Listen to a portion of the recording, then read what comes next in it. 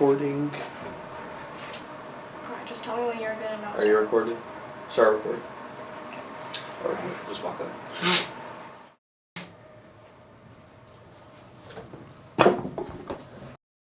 Howdy, and welcome to the newest installment of Titans Talk, the Titan 20 exclusive talk show where we just let Titans talk. I'm Jim Schofield, the host of Titans Talk, Class of 2027, Surge Butt, and PR Officer. The commanding officer now is perhaps the most important role for those of you watching at home, whether you're friends, family, or otherwise related to some of the cadets, current or future. The commanding officer is the one who sets the goals, creates the vision, and crafts the experience for the fish, heads, and butts. Without any further ado, allow me to introduce you to the most red-ass Fighting Texas Aggie commanding officer on the entire quadrangle, the 2025-2026 Squadron 20 commanding officer, Zach Downs, class of 26. How are you doing, Zach? Dude, I'm doing great. Thanks for that introduction, man. Of course. All right, let's get right into it. So, who is Zach Downs? Oh, shoot. I should have prepared for this. I'm from an Air Force family. I moved all over. I say I'm from Pittsburgh. That's where my mom is from. Very active guy. I like to do like combat sports. I did wrestling and jiu-jitsu growing up. I did like gymnastics as well. Kind of those like single sports. That's what I'm really big on. I like to read, relax, and I love the Titans. All right. I mean, hey, who doesn't love the Titans? So, I always love asking this question, but is there like anything on your uniform that you really want to explain to the audience? Yeah, I'll go from the top. So I have green tabs on my shoulders, under my wing shields. They kind of signify that I'm in leadership. This is my rank. I'm the current first sergeant for our outfit. This is brass. My brass is my dad's. He was in the Corps in class of 92. So it's kind of hard to see. I'm sure you can't see it on the cameras, but it has XV inscribed in there. He was Squadron 15.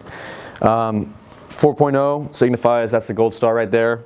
The here pin, you wear it like the week before muster, or if you're just on like muster committee. My nameplate, most of these are Air Force ribbons. So this is like, I got a 95 on the PFT or above. This signifies that I'm contracted along with this contract pin. This is just getting an A in Air Force class, which is like pretty free ribbon. I was a superior performer at field training. Top something %, and so that's what this ribbon is. This ribbon is for Warrior Spirit, which is basically your flight at field training chooses someone who demonstrates the most outstanding Warrior Spirit. And this is just a Air Force award. I'm not really sure what it's for. This signifies that I have above a 3.25 GPA, and this ribbon in my cord show that I'm a member of the Ross Volunteers. All right. Look at that. He's so involved. Now, why did you want to become the commanding officer for Squadron 20? I don't know. First of all, I mean, I always want to do the best at whatever I do, right? I think that that's something that I want to do in general, you know, but I had a lot of good COs before me that were really inspiring. Like when I was a freshman, you could ask any of my buddies this, but our CO, Jake Young, like he wasn't like a man, like he was like a god. He was like the best like CO I've ever seen. And so he was just like, he was very inspiring, and he really motivated me to want to fill that role. You know, and so, like I'm here to lead. I'm going to lead in the highest capacity that I can. You know what I mean? Oh, yeah. And so, I was lucky enough to get chosen for that. Super honored. So you talked about how like they're really a big inspiration to you. Is there anything like particular that they did? Any of the like past 3 COs, something that you want to like incorporate into your style of leadership too? Yeah. Well, I mean, what made Jake Young specifically so special is he was just like, he had a really fun idea about him. And so he was always really positive. You know, it's like 5:30 in the morning, you're getting yelled at, and he'd like walk in, he'd be like super loud. Like, good morning, Titans, like, let's get at it.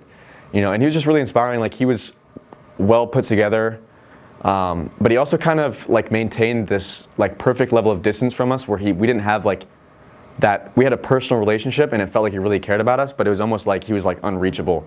It was really, I don't know how he did it, but he was like perfect.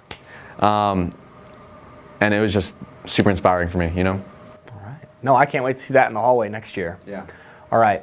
What do you think of your current like chain of command, like your new first sergeant, executive officer? I I mean, dude, I think we have like the 2000 to 2002 Lakers, you know. So I'm really excited about that, like a complete dream team. Kenny is like the kind of guy, like, he's such a good person, he makes me feel like a bad person. Do you know what I'm saying? Yeah. Like I get it he's just, sometimes. dude, it's crazy. He's like an outstanding guy, as I'm sure y'all saw on the last interview, but, you know, I didn't think it was someone, it wouldn't be as likely that you usually look up, right? But I very much look up to Kenny. And then Truman Harp is my roommate, you know, so I see how hardworking he is and like how like squared away he is. And I think with the executive officer, having someone who's, hey, I need this to get done, and it gets done, no questions asked, sort of like you. By the way, let's talk about Jim for a second. PR goat over here, right? And so that it's a similar vein of like, I need something done, right? And I don't even have to ask, and you get it done. So Truman's sort of the same way, which I really appreciate. The CO, you're juggling a bunch of things, and you're also having to communicate upwards and outwards with our other outfits, you know, the group, military advisors and stuff like that. So having someone squared away like that, but also he has really good like interpersonal skills. He has a kind of a way about him that makes you comfortable. If he comes with you like, hey, like you messed up, what's the deal with this? It doesn't really feel like an attack. You know, he's kind of coming like, hey, this needs to get done and it didn't, like what's going on, which I think is really good. So you were talking about how like the CO, you kind of bring everything out and talk to the other outfits. Sure, yeah. And I've heard it said that it's almost the opposite for the first sergeant. Everything comes in. So Yeah. how does it feel being like going from first sergeant to commanding officer? Do you feel like it prepared you? Dude, well, first of all, it's the best feeling ever. First sergeant, it's a lot of work that you don't want to do. You know, it's ask anyone who's done that role and then moved on to something higher. I remember one of the group commanders last year was like, yeah, I was a first sergeant my junior year. It is by far the hardest job in the Corps, and I would agree. It's just constant, like you're dealing with all the problems in the outfit. You're making sure everyone's staying on track and everything like that. And so that has given me the skill set I need to teach Kenny how to do it, right? And as a CO, I don't need to be worrying about, you know, Fish Smith didn't show up to formation today, like what's the deal? Because Kenny will take care of it. And that just feels amazing because dealing with it for a year, like, it's a lot, you know. So I'm very excited to be able to focus on just like creating a fun environment, creating a fun culture, stuff like that. Right? Yeah. You just said it. You were talking about creating that environment, that culture. What are some of the biggest things you want to harp on next year when you're creating your culture? Like, in order to have the perfect culture, you kind of need something from every class, right? And so, you know, in general, it has to be that every class is doing their job well. And so, like with the sophomores, you know, they have to be super hard, super on the fish, like making sure they don't get away with anything. You're trying to create that like frustration and that like you're having to work through adversity. And then I can do my job as a CO, walk in the hallway and be like super loud, like motivating the fish, like it's a great day to have a great day kind of thing, right? Yeah. And so from the rest of the like the white belts, just like creating that positivity and that mentorship, being beside your fish when they're struggling and doing like something and being there for them is really important. I also think we have a lot of fun traditions that we do, you know. Like one of my favorites was this year when we would, every Sunday night, we read the bedtime stories. Yeah, we've got to bring that back. That was such a fun tradition. Yeah. That was just a really enjoyable way to wrap up the weekend, you know, start the next week, kind of that motivation. I really like that it's always, you know, fish, whatever, or, you know, George D. Keithley was once Fish Keithley. Good night. Boom, and you slam the door. And then that one time at the end, we were just like, the little engine that could was once Fish, little engine that could. Yeah, that was a good bowling, man. Yeah, that was really fun. I really enjoyed that one. Yeah. Dude, no, that kind of stuff really excites me for next year. Mm-hmm. So, but the stuff that doesn't excite me, okay. What are some of the issues you see going into next year that we're going to have to fix? That's a hard question for me to answer. I mean, just in general, it's a lot of stuff that people don't want to do, you know, and so command team finding a way to motivate those people is like the key thing.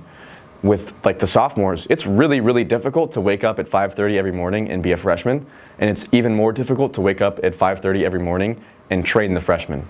like the energy and the intentionality that it requires is really difficult, especially applying that consistently over, like, it's probably about 8 months total of training, no? Yeah. Right? That's just, takes a lot out of you, and so in general, establishing checks and balances so that they are held to that standard and they're training well, making sure the white belts are still showing up, they're not bagging out of stuff.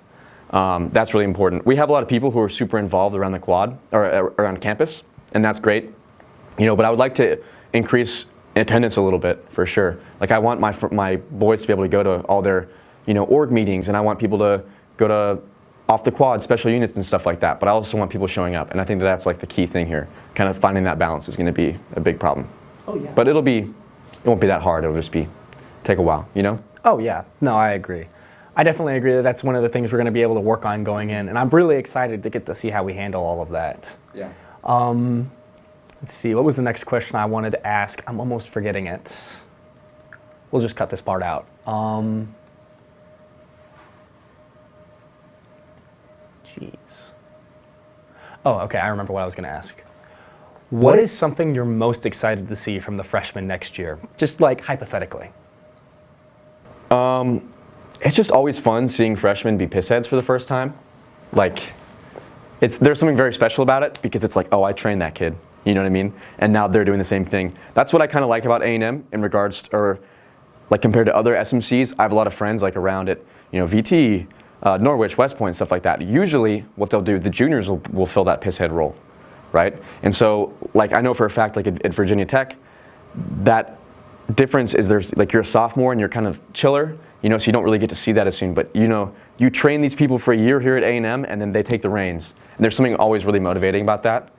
Seeing this fish that I thought was like such like a silly kid walking in, and now he's like locked in, and he's training the fish, and he's passing on what I taught him and what his pissheads taught him, And it's the same for you guys, like seeing you go from Fish Schofield to Mr. Schofield, and now you'll be like PR officer. Like that's just a crazy feeling. You know what I mean? Yeah. Oh yeah, no, it's crazy coming from my end too. It's crazy to think about.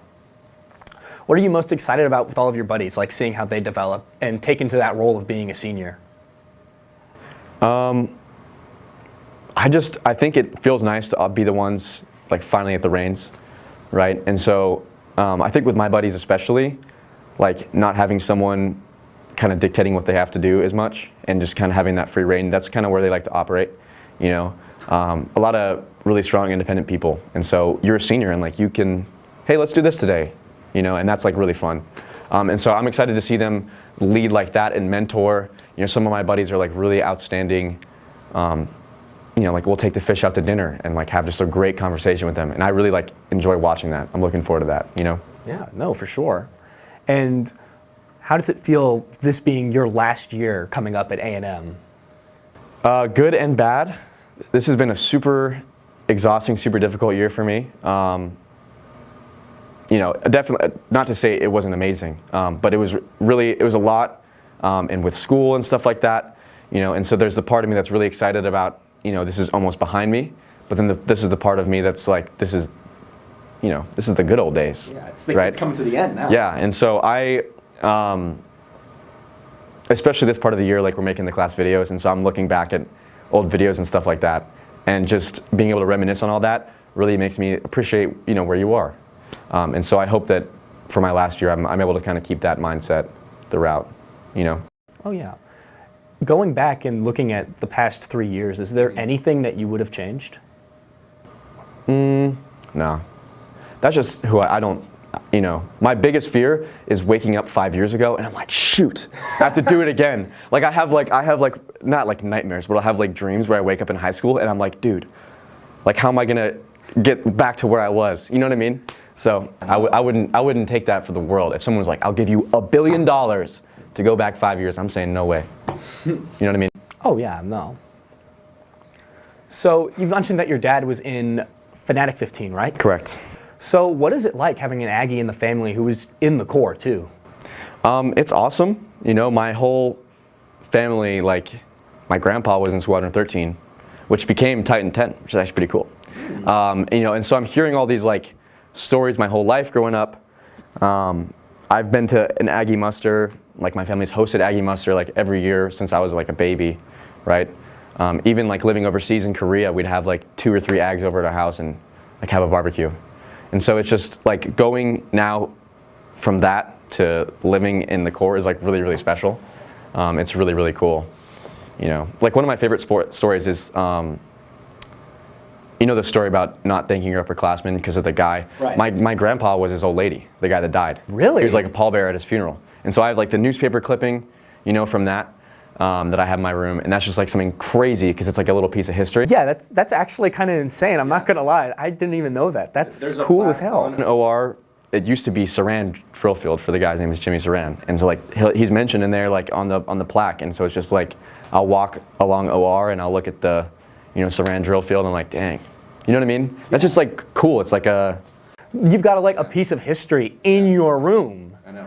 I mean, the closest I've got is just the C Troop like class photo back from the 40s. Yeah. I mean, it's still cool, but it's not like the paper clipping of the guy. Like that's actually like on another level. Yeah, it's pretty awesome. I can't lie. Is there anything else you kind of like want to brag about in that regard? No, I mean, I have all my dad's old stuff, and I have like, you know, the freshmen wear AMUs. I have like when they used to wear AMCs, and I have my grandpa's AMCs, and so you'd like put them on a broom handle and you'd hammer it down so they'd like turn out like rounded, if that makes sense. You know, I have those, like I have his old, like these patches, you know what I mean? I have just a little box in my room of all this stuff. I think it's really cool. For Christmas after my fish year, so like I'd just finished brass, I went home, and one of my Christmas gifts was like this box with all that stuff, you know? And so when my aunt and my uncle went here as well, and unfortunately my aunt passed away while she was a student here. And so my dad like has the bullet that he fired at her silver taps, right? And so I carry that with me with every silver taps, every muster, like I bring that, and that's really cool. That's like my favorite thing in the whole world. Wow, that's actually incredibly meaningful. Yeah. So I know you've gone through a lot of personal struggles, not just this year, but just in general throughout your time in the Corps and even before. Would you like to elaborate on how that's improved you as a leader? Yeah, sure. The big one this year, I tore my knee at field training. Rising sophomores, be careful. Or rising juniors, sorry. And that has basically impacted my whole junior year. The way that I tore it, I couldn't get surgery until winter break, so I couldn't run or really do a lot of PT my first semester, and then second semester I was on crutches for like freaking 3 months, dude. Right.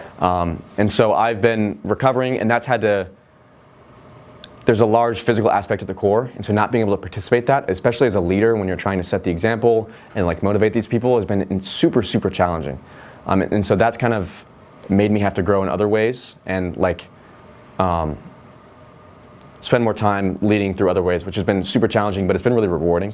And then another big thing, when I was in high school, I had cancer twice, right? And that has been like probably the biggest impact on my life in a very positive way. It's an experience that was really, really difficult. You know, like I had to leave like halfway through freshman year, and I didn't get back until like sophomore year of high school. And so the whole time I'm like battling this, and it was really challenging, but it was something that really, like you have no idea how much more you appreciate life when you're like faced with the prospect of not having it, you know what I mean? Right. Like very seriously. And so that's something that, you know, we talked about like not going back and changing anything. Like I would do that 10 times over if I would end up in the same spot that I'm in now, like as a person, you know what I mean? Just like a lot of personal growth with that. It was super challenging, but it was really like, I don't want to say a special experience because I was fortunate enough that it wasn't like fatal or anything like that. Right. But it was something that was a very valuable experience, and it taught me a lot just, you know, as a person, as a leader, you know? No, yeah, I mean, that's honestly really inspiring. I don't think you could meet very many people who would talk about their experience with cancer and like be like, I would have it again just because of how much it's developed me as a person. Mm-hmm. I think that's really just a one of a kind of experience. I think that's something that'd be incredible to have in a commanding officer for a unit, someone who's been so like... Thank you.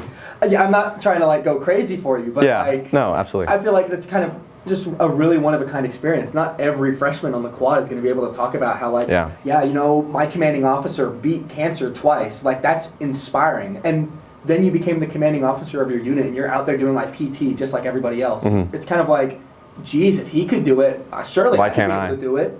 Yeah. Dude, funnily enough, My fish-year-old lady, I think he's on, is there a ID there? Yeah, there's an ID. I have his ID as my backing. He also had it, and so like we're changing, and basically how chemo has to be, like work, like it won't, if I put chemo into my veins like through an IV, like I will like explode. So they put a port like on your chest, and it's like an access port for them to put the chemo in. And so we're changing, you know, after PT, and I look around, and he has a port scar like I do, like it's a big like gaping scar here, and I'm like, and he's like, and it was like super crazy, because I'm like, dude, you too? It was crazy. It was just really, it was really fun. Insane. I know. And then he's no longer with us in the Corps. All right, so this is a really big question. Obviously, you're the commanding officer, so what is Titan 20? What does it mean? Well, that's a very big question. But I think what makes Titan 20 special is just like a group of people, and everybody's really, really talented at something, and I think that's like really valuable. You know, and so you'll have someone who's a really, really hard worker and they're super physically fit, and then someone who excels at school and grades. And so it's just like everywhere around the spectrum there's someone that's super good at something. And so that just kind of gives, what's really valuable about that is it's just like this huge pool of people to draw from that genuinely have something to like offer, right? Especially for the freshmen and the sophomores, as you're like being mentored more. And that's just really special. You know, I could line everyone up and look down the line one by one and name something that they're really, like is really, really special about each one of them. And that's something I really appreciate, you know? Oh, yeah. And also, who works harder than the Titans? Yeah. And I mean, on that note, one last question. Have you ever been outworked?